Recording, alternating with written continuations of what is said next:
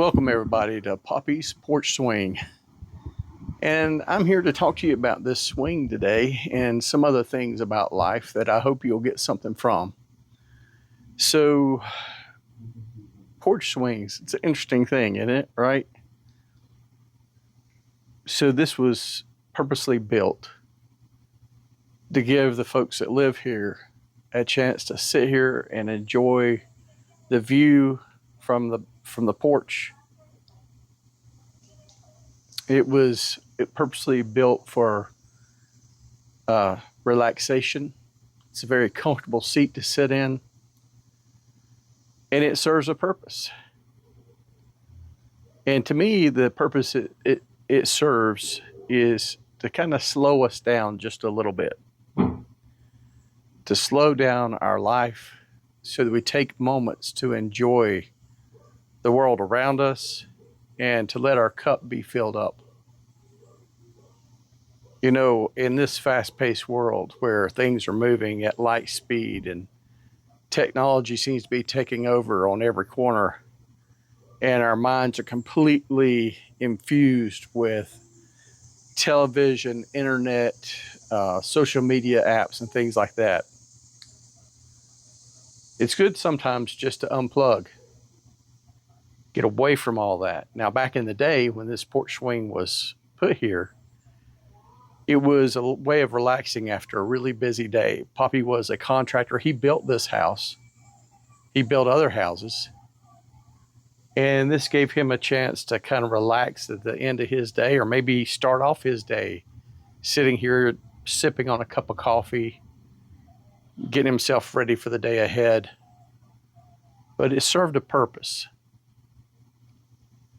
And my question for you is, what is it in your life that you do that serves a purpose of refilling your life with renewed energy and focus, and yes, even relaxation?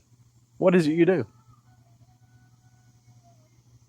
You know, for my wife, she gets up really early in the mornings, a lot earlier than I do. And for her, she gets up, she takes care of our cats. She makes herself a cup of coffee. She goes out and sits on our back porch with the cats. And she studies her Bible. And that keeps her centered and focused and helps her get her day off on the right foot. And she does that every single day. For me, I tend to sleep until I have to get up. So I don't have that much time. I don't give myself that much time. My relaxation comes at the end of the day, in the evenings. But in the mornings, to prepare myself for the day, to get my mind right, to focus, I listen to podcasts, and particularly Christian podcasts.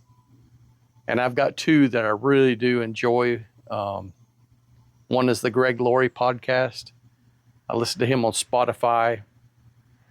And then after I listen to Greg Laurie, I turn on Focus on the Family and listen to their podcast. And then I go out and make myself some breakfast and a cup of coffee. And I usually catch some kind of a YouTube video or something before I go up to my office, which is in my home on the second floor, and start my busy work day. And I'm usually at work till it's time to eat supper. So I'm up there a lot more than just 8 hours.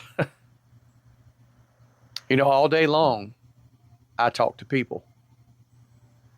All day long, I get phone calls and emails and text messages that need to be answered. And it drains me.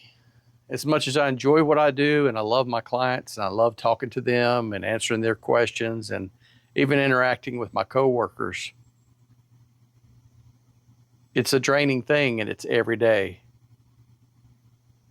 So usually at the end of the day, after supper, I veg out. I watch a little bit of television. And my wife normally goes to bed before I do because her day starts so early. And sometimes I I just sit there in my chair and relax until I feel like I've got to go to bed. So I burn the candle pretty late at night, most nights, and I sleep in later than I should in the morning. So I think I need to adjust my schedule. I really do. I think I need to start doing more like she does, get up early and go to bed earlier. You know, I was thinking about my grandfather and my grandmother on my mom's side. They were usually up by 4 o'clock in the morning. And Grandpa, he would head straight out into the fields and worked his farm. And then he would come home around 8 o'clock, and Grandmother would have a really hearty breakfast prepared for him. And he'd eat his breakfast, and he'd go back out into the fields and work until about midday. And he'd come home to a great lunch that Grandmother prepared for him. And he'd take an hour or two after he ate lunch to read his Bible and study and pray. And that was his refueling process. And then he'd go back out in the evening and tend to whatever needed to be tended that he didn't get done on the farm after it had cooled down a little bit.